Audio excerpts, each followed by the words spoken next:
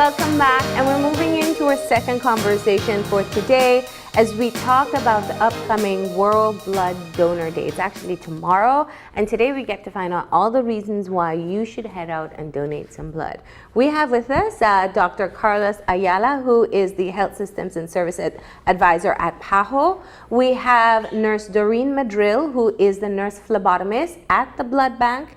And we have executive member of the Belize Volunteer Blood Donor Association, Ronald Stuart. Good morning, everybody, and welcome. Good morning. Good morning. Thank you.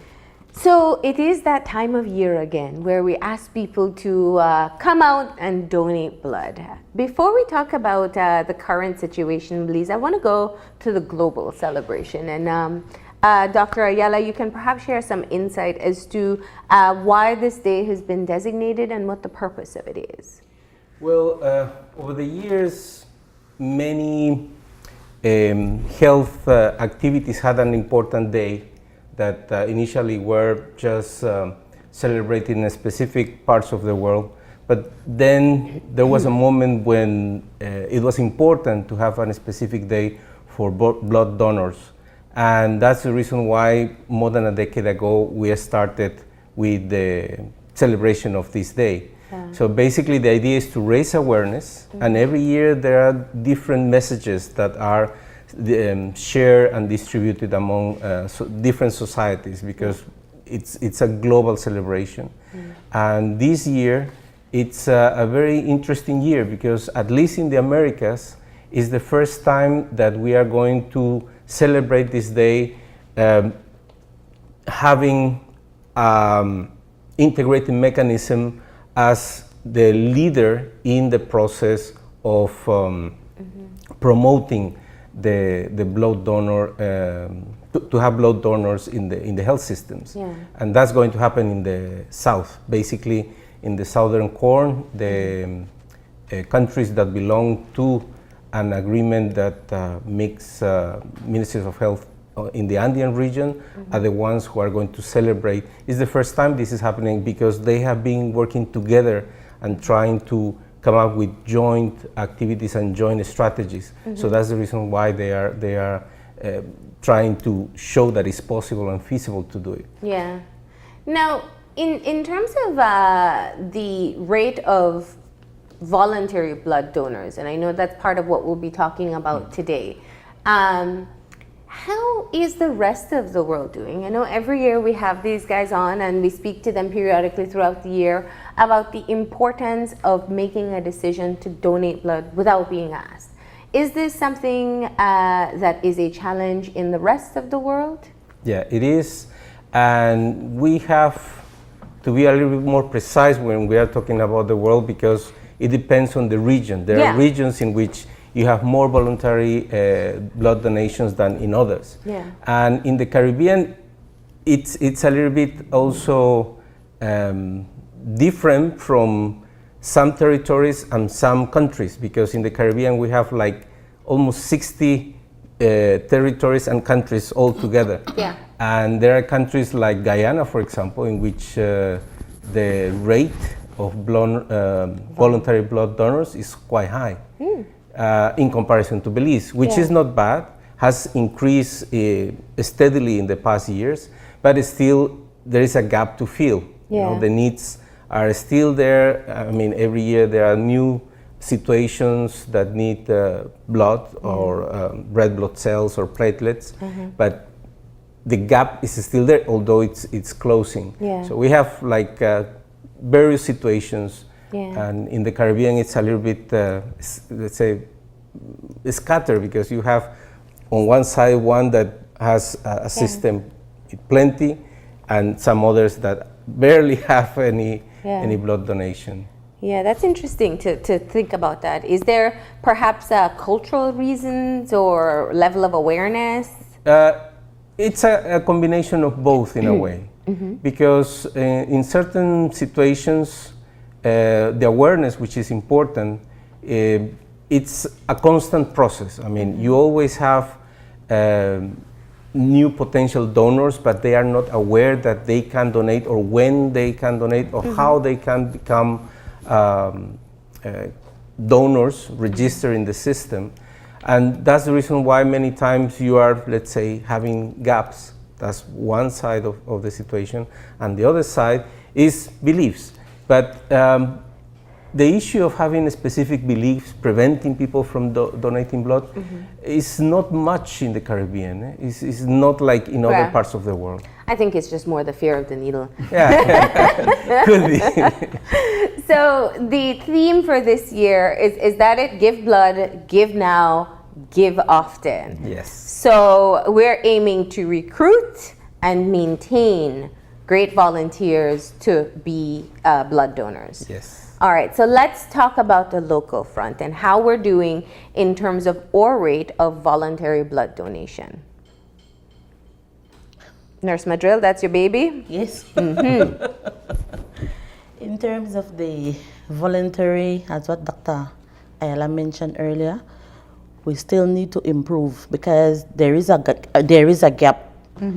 The majority of our donors are replacement donor, and that's what we are trying to get away from. Yeah. We need more voluntary. We don't want when someone gets sick, you need to go look for a donor, you have to go and find a family member. We always want the blood to be available for everybody at all times. Yeah. And we're still trying on that.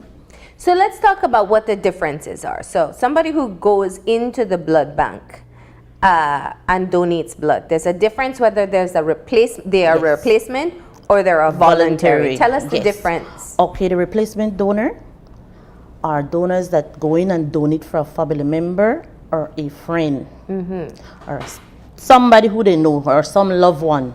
But voluntary, just go in and donate voluntary. And with no specific purpose. No specific purpose, just to the bank. Because the voluntary donors are the one that we depend on for emergencies. Yeah. Because if somebody come and donate a blood for you, that's for you. I have to make sure that you get a unit. Yeah. But when the voluntary comes in now, that's for emergency. Gunshot, stab wound, road traffic accident, those are emergency. And that's why today we're bigging up our voluntary, well, I'm bigging up all my donors, but especially my voluntary donors who help me out 99%. Yeah. Now you have one of your star volunteer donors. Yes, right beside me. I don't want to know what your unit count is at this point. No, it's something that I have been doing since 1995, and I look forward to donating every year. Well, sorry, it's 4 times a year. If you stay on schedule. Yes. Yeah. And my next schedule is tomorrow. Okay. Which is already allotted out because there is need. And what you find, there are a lot of persons who sometimes tend to think that, oh, I'll just wait until last minute. Not emergencies. In the case of like pregnancy, and they might have been told you need to get a donor. You have enough time to plan and get. But there's some people who just will wait until the very last minute. I think last week somebody called me, oh, I need a unit of blood. And as we were talking earlier, you'd have to ask what type. Oh, any will do. No. There are 8 different types. Yeah. You know, so it's for persons to understand that for the system to work and work well and to avoid all the challenges that they may have when there's an emergency, plan ahead. If you cannot give, as Nurse has said in the past, everyone could be a recruiter of blood donors, and then there are those who could be donors themselves. So it's stressed to the public at large, the viewing public this morning, that they could assist in doing that. Yeah. Find out if you can, and if you aren't, then you could continue to check with those who may be able to and be a recruiter. Now, when you point out the use of emergency blood for the specific purposes that you spoke about, gunshots, stabbing, road traffic accidents, you know, anybody who watches the news knows this is a very regular occurrence. How are we doing in terms of being able to meet the demand for blood? Because one blood lasts 35 days. That's why we have a quick turnover. And it's just changed now that each receipt just valid for 30 days, which is right, because First, we used to give it for a year, 6 months, 3 months. But the blood bank is at last all the time. Because when the blood expire, I still have to find out blood for you, which is unfair to the bank. Yeah. So we're in a hole all the time. That's the reason why we go to do blood drive, Yeah. to get voluntary donation. And that's what helps us out. Now, explain the bank concept, because that's probably what people don't understand. If I make a deposit as a voluntary donor, can I use that later on? Explain the process that people For voluntary donors, they have more access, they have more privilege, they have more everything than a replacement donor. Because the replacement donor just come in and donate for a loved one or a family member, Yeah. a friend. Yeah. But the voluntary, no, come and donate to the bank. So that voluntary, every time have more access. If the blood bank is full and a voluntary walk in, I will take the voluntary first. Because that the person who they help out for emergency for the blood bank, Yeah. you can donate a unit of blood for elective surgery. Maybe the surgery will be in the next 2 weeks or the next 3 weeks. So I need my voluntary donors. So Yeah. I always big up my voluntary donors because those are the ones that help me out. Yeah, because it's a motivation to want to help. So let's talk about how the blood is used, right? Go ahead. Okay, before answering your question, maybe to add something to what was mentioned, one thing that should be highlighted, at least in Belize, is that in the past 2 years, because we are collecting data to report in the Americas, Belize has not reported any paid donation, which is quite positive, and that's important. In some other Caribbean countries, that's not the case. But the trend and the advice is not to pay for any blood donation, and Belize already reached that level. And in relation to your question, basically from one bag of blood, you can separate 3 important elements that can be used for different specific situations. Yeah. And basically with 1 pint of blood, you can potentially save 3 lives. 3 lives. Because you separate the platelets, you separate the serum, and you can use the red blood cells. And it will depend on the specific health situation. I mean, the emergency, basically, sometimes you would like to have the blood cells itself because you would like to have, let's say, more concentrated cells in the bloodstream to continue with the procedures. It could be an emergency surgery, or at least to increase the possibilities for the person to run into an emergency surgical procedure. Dr. Ayala, based on the data that you have collected, what is the current demand for blood in Belize? Well, that's a question that honestly is difficult to answer because we need to have more detailed information about the needs in the country, and we have to establish a standard in which procedures we will require blood and how much blood per procedure. For example, if you are going to say for every surgical procedure, let's say a C-section, you know, the standard is that you are going to require, in case of a complication, maybe 1 bag of blood, complete blood. You know? And then based on that standard, you can start making calculations. So we are still not at that level. In other countries, it's possible because the procedures are completely standardized. So you know. So in Belize, it's dependent on what the physician requests? Yes, because it's in certain situations it's also difficult because in road traffic accident, okay, that's true. it's too difficult to say, for example, I will need only 5. For certain procedures, elective procedures, you can because you know. But for certain emergency situations, you can say minimum this. But still, we don't have that estimation. So we can not know exactly what's the gap, the exact gap. We estimate what is the gap, but we cannot say what's more or less the exact requirement. But are we meeting the demand that currently exists? In a way, yes. The last report that has been published basically 2 days ago in relation to the celebration of tomorrow's day, it says that Belize has increased the number of donations in general, voluntary and also replacement. Yeah. But if we disaggregate that information, even though you can say in total there has been an increase, the number of voluntary contributions have been decreasing, which is a little bit, how do you say, concerning, you know. On the other hand, you can say that average 1.2% of the population has been receiving blood for different types of needs and requirements, which is around 47,000 persons per year in Belize. So what that should, And, go ahead. Part of your question that you asked earlier concerning the voluntary, we really don't have an expiration date for voluntary donors. Okay. If you're a voluntary donor, you come in and donate, your blood will not last for just 1 month. It is there. Yeah. Whenever you need it, you can use it. So you can go back and request. Yeah. Not replacement donor though, just for voluntary. Yeah. Now let's talk about what we're doing to be able to help to encourage more people to become voluntary blood donors, right? And we have to start off by saying who qualifies to donate blood, right?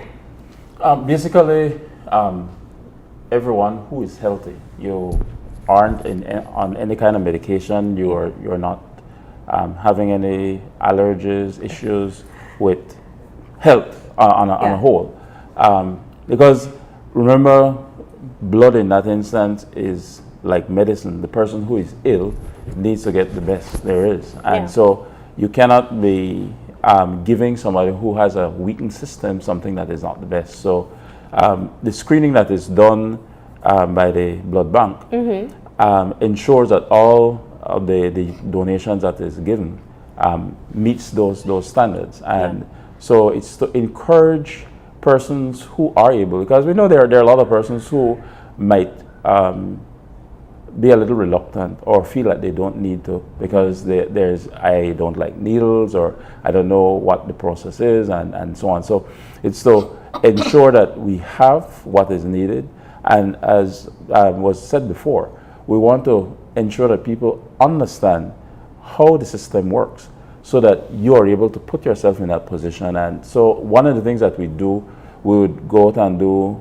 presentations to organizations, and hopefully if anybody who may be listening could invite us. Sometimes we would approach organizations just to share the information with us. I remember, I think it was last year, at the church I attend at Wesley, we did a presentation, Nurse and I, in replacement of the sermon. And a lot of persons found it interesting.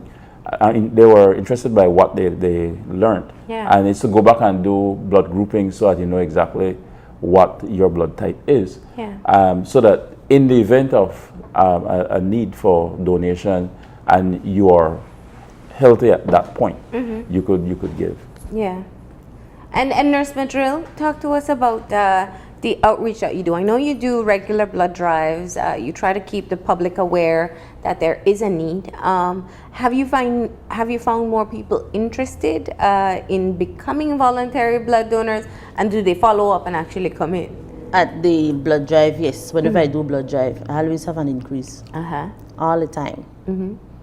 As I said last year, and every time I have this discussion, I always have to big up all those the community out there. They really help me out. I have a place like Spanish Lookout. If I'm short, because there is time when I really run low and I have to beg for help. You always try to keep stock of different blood types. Yes. So, and Spanish Lookout would help me. I just have to call and say, Mr. Reimer, can you help me? Yes, nurse. I'll talk to the community. Probably next week you can come. And that's what I like, because, I just need organization, department, any company. You're willing to help, call me. And I go there and do the blood drive. You don't have to come to me. I go to you. What are the quality controls that are in place to ensure that it's safe blood? What do we do in Belize? In terms of screening you get of the tested person and screening of the blood. Yes, you have to do both of them. Number one is start from screening of the person. The person, as what Mr. Stuart said earlier, must be healthy. You have to find out all the information. If there is any underlying thing that you might not say before, say it. You know, because we need to know. And if you donate the blood and don't feel comfortable, say it. Because we need to know that. Because remember, it's a sick person who needs the blood. The voluntary donors are healthy people. That's the reason why. So if you're feeling a bit ill, don't come. in. If you have cough and cold, don't come. You must be healthy. If you've taken medication within, it must be 72 hours. 72 hours, don't come, right? Wait until that has passed and then you come in then to you be come able in. to. No, sometimes people really get mad because I just have a cough and cold. But no, you know, those are sick people, they're innocent people. So we're the one that interviewing the person need to ensure that this person is fit enough. You know, one of the things I like an analogy that nurse used some years ago. He said, if you're a donor and you're not feeling well, say you have a cold, the reason why you cannot give is because those cells are like taking away soldiers from the front line. And so it's incumbent on us to understand our role. Because at some point in time, maybe not we ourselves might need, but somebody. It could be a work colleague, what have you. And one of the things, it's an achievement that we want to maintain, where people cannot think that, oh, because I might be able to afford to pay. It's non-remunerative, it's voluntary. So we don't get paid for what we do. The days of being paid to donate blood do not exist in Belize. Long time. And in fact, because once you pay people, it's because everybody will be untruthful. People would lie and you would not necessarily get healthy people coming in to donate blood. When you walk in a blood bank, you need to ensure that I'm doing this from my heart. I'm helping somebody. It's not for paid, it's not for anything. But you know, tomorrow is World Blood Donor Day, and I just want to big up all the donors, especially my voluntary donors. Pass by the blood bank tomorrow from 8 in the morning till 5 tomorrow evening.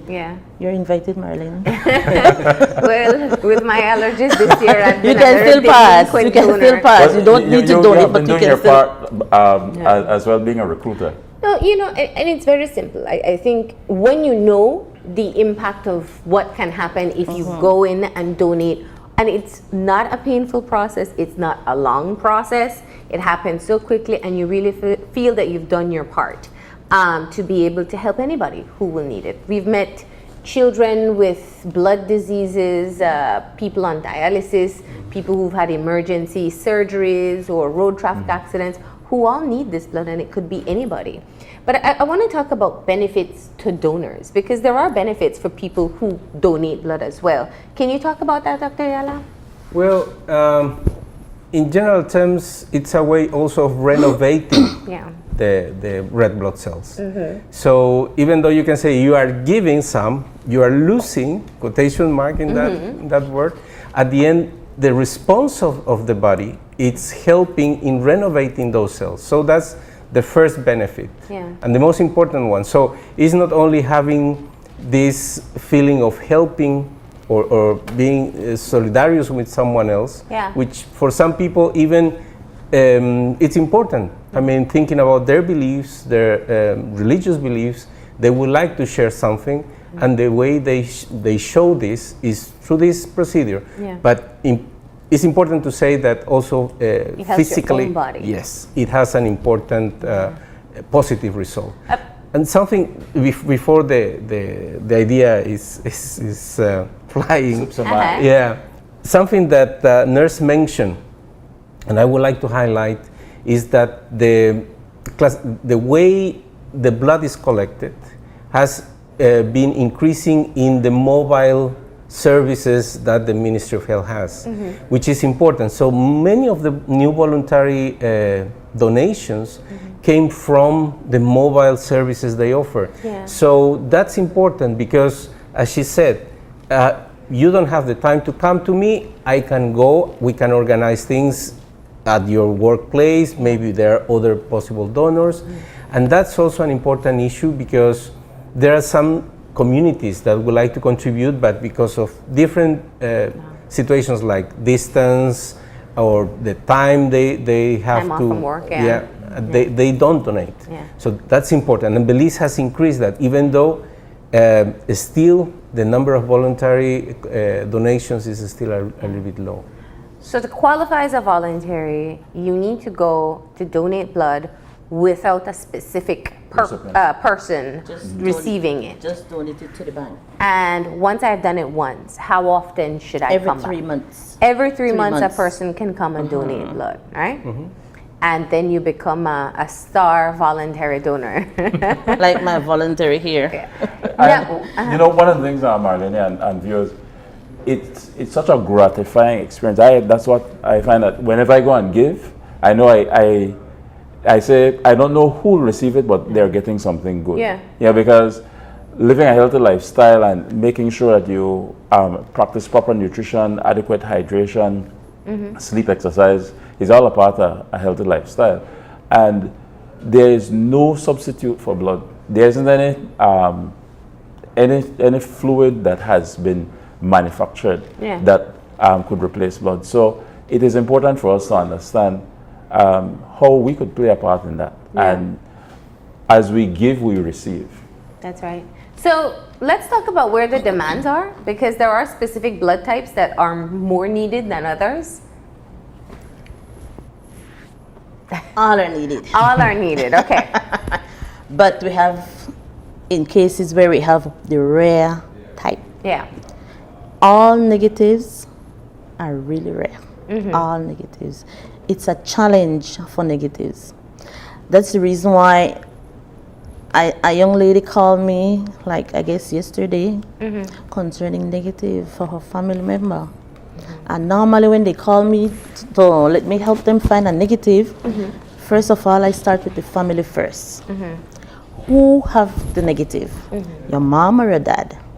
If your dad have it, I could check the brother, the sister, check the niece, the nephew. Then we all know where the negative come from. Yeah. Because in the event that person would need blood again, we have like 2 from my uncle, 3 from my auntie, 1 from the other person. Yeah. You know, that's the way how I go about doing it, Yeah. in helping the family find out where the negative are. Okay. So that they don't have to call Channel 5, Channel 7, on Facebook. They know exactly where to find the negative. Yeah. And if none in the family, then I help them otherwise. But we always deal with the family first. So if somebody is interested or perhaps still trying to decide if they should volunteer and go in and donate blood, if they have negative, you need them even more. Yes. Now, how will you be commemorating the day tomorrow?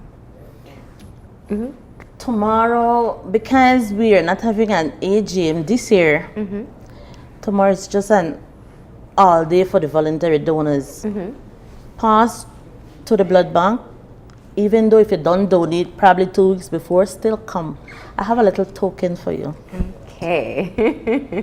Nurse Madril loves taking care of her. She's also known for calling people and telling them to come in and give some blood. But, I think it's such an important part of the conversation that we don't have in healthcare, because it is, you don't know you need it until the time comes, and then you're hoping that there were some great souls who went in to voluntarily donate so you can be able to get the treatment that you need. Dr. Ayala, looking at it from, I think, the macro level, being able to understand what we need to do to be able to get to a point where the voluntary service is increasing, and what some of the Ministry of Health and PAHO initiatives are in that area. Well, first of all, there is a regional, what we call resolution, and resolutions are normally approved by ministries of health in the case of the Americas. And this resolution is trying to have 100% of the needs covered by year 2019. Okay. And that's a big challenge because we only have 2 years to complete that. Yeah. There are some countries that have been quite active, mainly in trying to increase the level of voluntary donations. In the case of Belize, what we need to do, honestly, is to know a little bit better the situation. So we have data from different sources, from the VHIS, from what the blood bank collects, and we need to analyze that data a little bit better to understand better the needs and those specific gaps, like Nurse was saying. Where are the gaps in terms of the specific blood types? Or where are the locations where you need to have more blood because, for example, are close to important roads?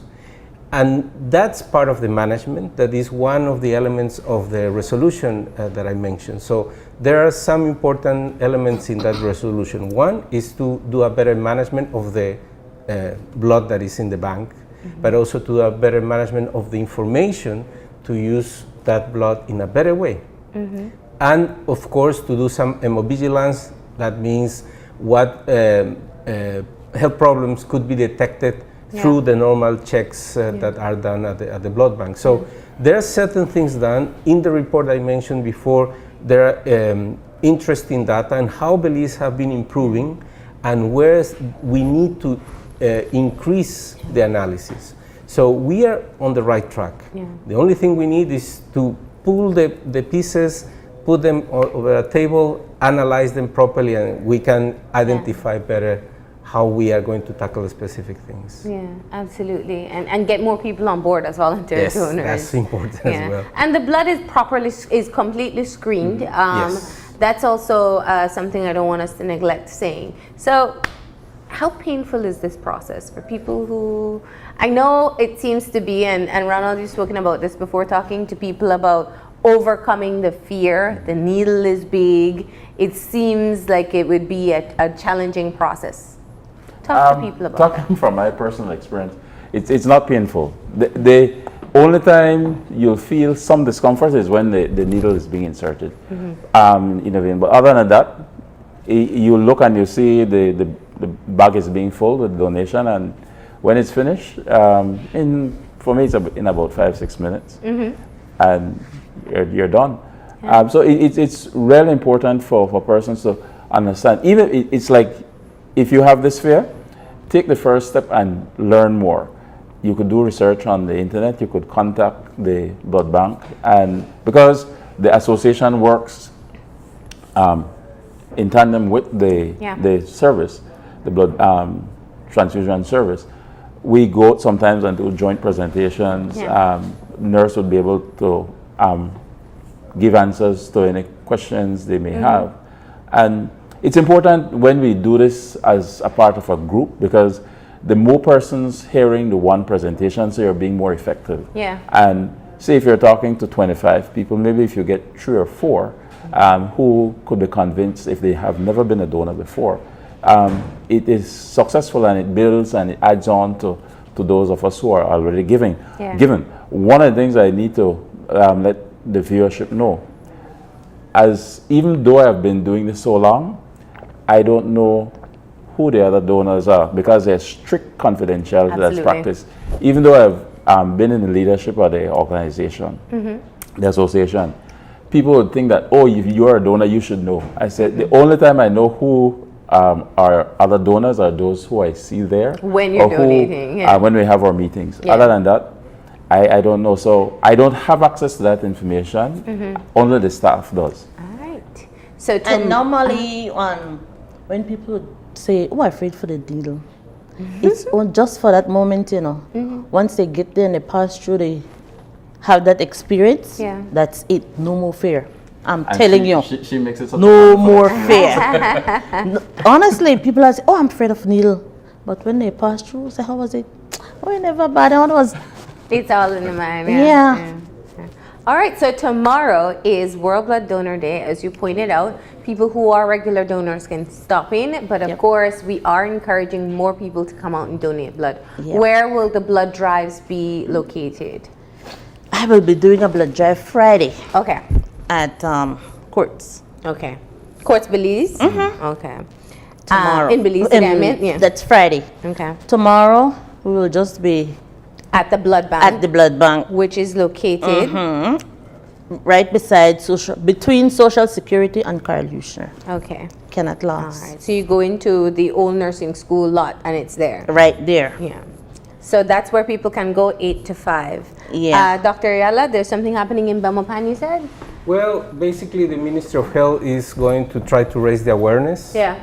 And that's the important role they are playing now. Yeah. Just to tell to the population that it's important, as we were discussing today, but also is important that people has to become a voluntary donor. Yeah. You know, because at the end is what is going to save lives, is going to contribute to different positive effects in society.